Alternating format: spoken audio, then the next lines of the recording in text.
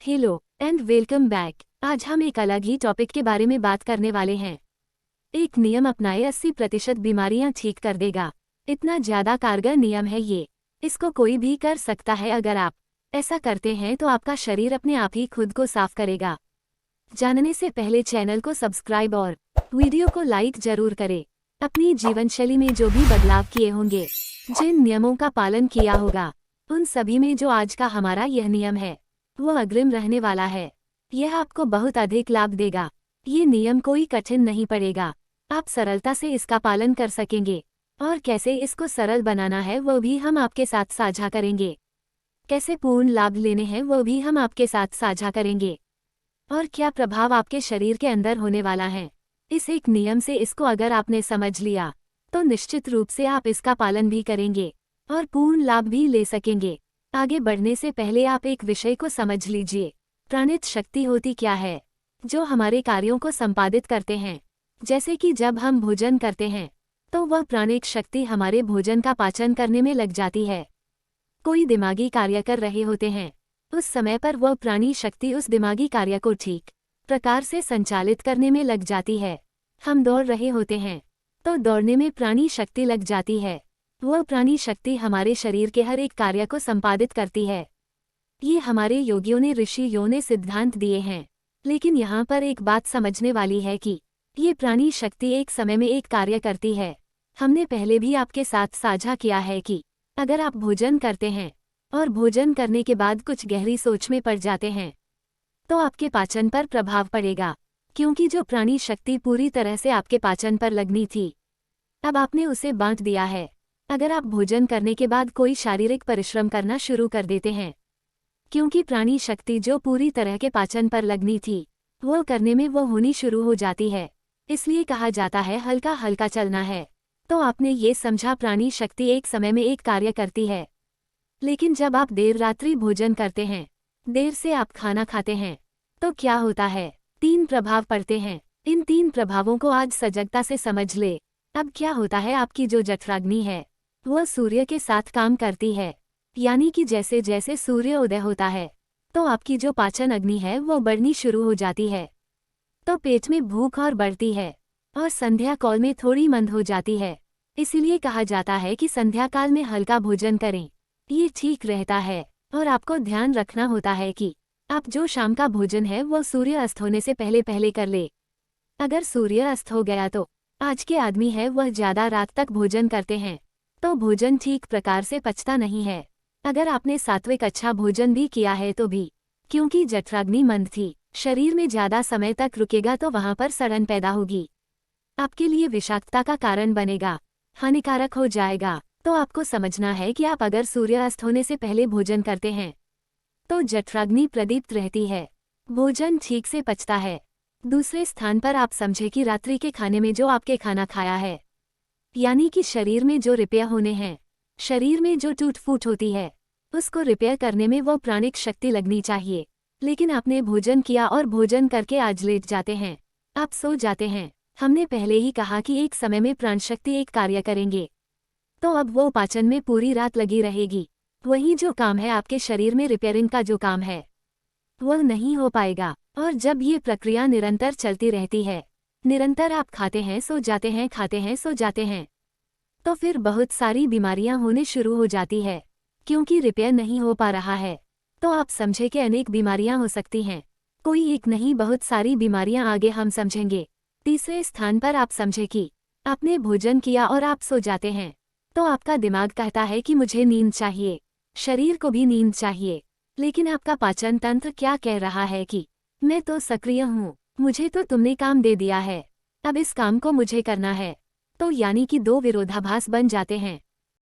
दिमाग की तरफ से सो जाओ, पेट की तरफ से जागो।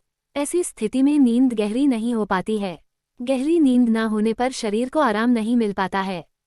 आप सोते भी रहते हैं 7 घंटे 8 घंटे, लेकिन सुबह उठने में आपको कठिनाई होती है। आप दिन भर ऊर्जावान अनुभव नहीं कर पाते हैं।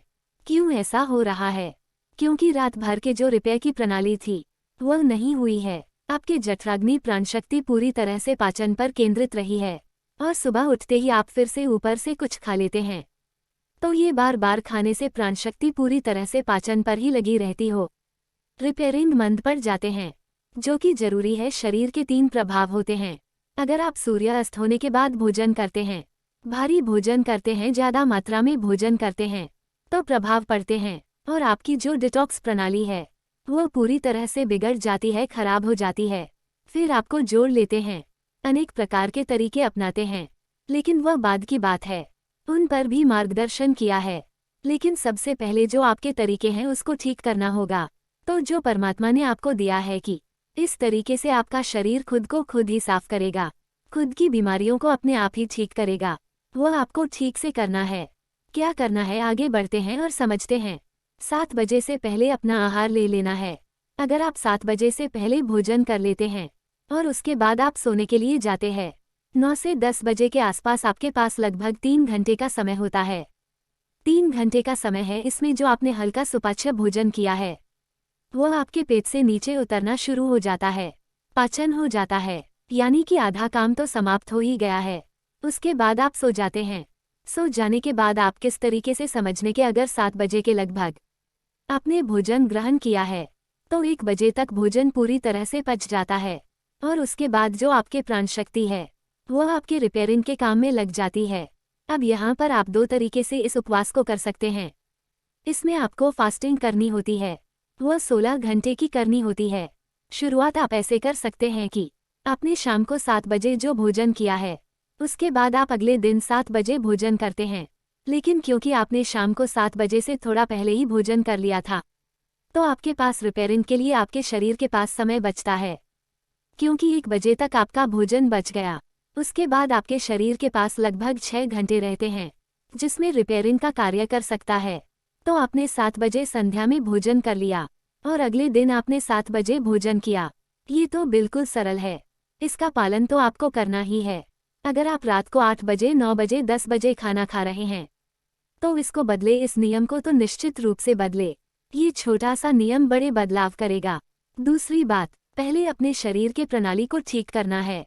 अगर और अधिक लाभ लेना चाहते हैं, कुछ समय तक आपने इस प्रकार से किया, इसके बाद आपको क्या करना है, आपको लगभग शाम को 7 बजे भोजन कर लेना है और अगले दिन 11 बजे आपको भोजन करना है।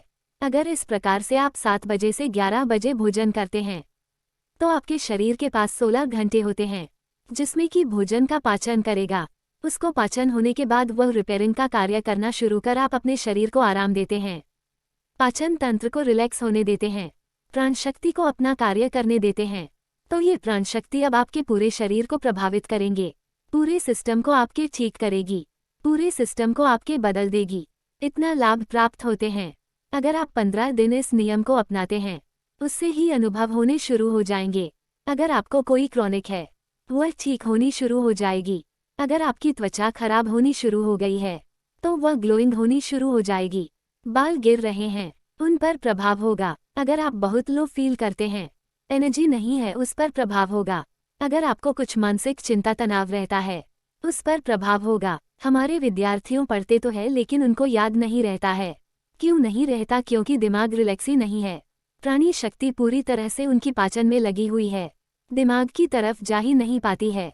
बार बार निरंतर वो खाते रहते हैं, ठीक बात नहीं है। इस तरीके से करेंगे तो आपकी एकाग्रता बन जाएगी, कंसंट्रेशन बन जाएगा, कार्य करना शुरू कर देगा।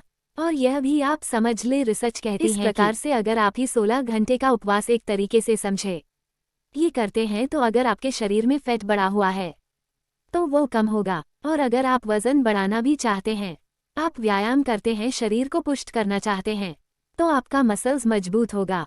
तो आप समझे कि यह हर प्रकार से आपके लिए उपयोगी है।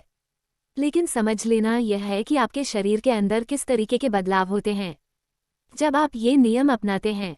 दूसरा ये कि जो लाभ आपको प्राप्त हो रहे हैं इनको कैसे आप और अधिक बढ़ा सकते हैं। अगर आप कहते हैं कि हमें रात को भूख लगती है, 7 बजे खाते हैं, हम 10 बजे सोते हैं, हमें फिर से भूख लग जाती है, तो आप क्या कर सकते हैं, इस पर भी हम बात करेंगे। पहले आप समझ ले कि आपकी प्रत्येक कोशिका का एक सिस्टम होता है। वह बाहर से कैलोरी लेती है, आहार जो मिलता है, और ऊर्जा का निर्माण करके आपके शरीर को चलाती है। अगर उसे निरंतर बाहर से ही कैलोरी मिलता रहता है तो उससे ही निरंतर कैलोरी बनाती रहती है।